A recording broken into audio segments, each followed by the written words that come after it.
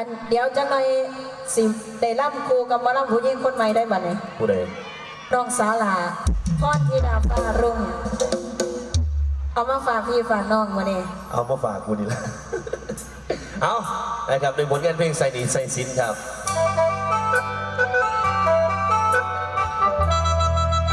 ผู้ใดพรธิดาฟ้ารุ่งคนนี้ขอบคุณรางวัลนำใจจากคุณแม่เจ้าภาพนะครับ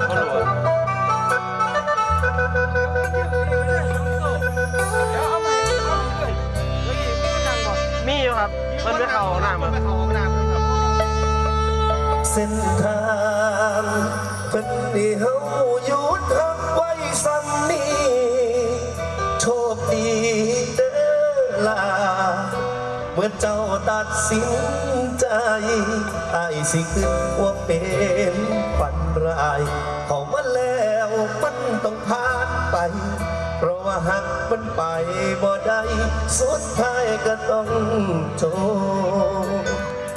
บุญที่ร่วมกันมาแต่สากก่อนแค่มาพบก็เสียเจ้าไปสลับคำว่าตลอดไปอ้ายยอม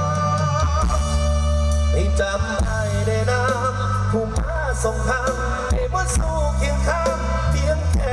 ผ่านสิบอกกันต่อไปแล้วก่อนนั้นเมื่อเจ้าพอทางไปทักเป็นสาเดินทางมือที่เบิดหน้าที่ของอ้ายส่งทางอย่างไรกับคนไปที่บ่เป็นอ้าย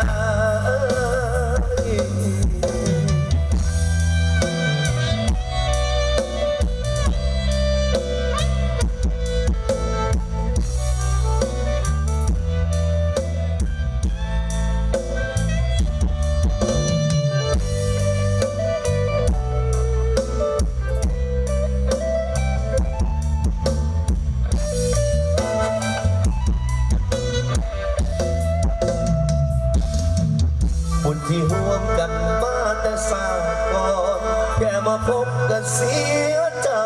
ไปต้องสละคำว่าตลอดไปอ้ายยอมให้จำไอ้ได้น้ำผู้มาส่งทางให้มันสู้เคียงข้างเพียงชั่วคราวสิบอกขึ้นต่อไปหลายกว่านั้นเมื่อเจ้าพอทางทำเป็นสาเดิ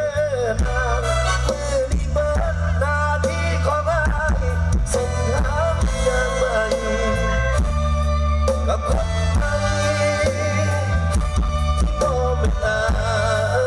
ยให้จำอ้ายได้นะผู้มาส่งทางได้มาสู้เคียงข้างเพียงชั่วคราวสิบอกกันต่อไปหลายกว่านั้นเมื่อเจ้าพอทางไปทักเป็นสาเดินทางมือนี้เบิดหน้าที่ของอ้ายส่งทางอย่างไร ไล่ดูไล่ดู กับคนไทยที่มา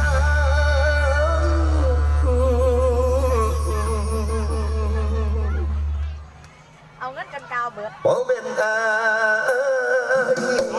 ย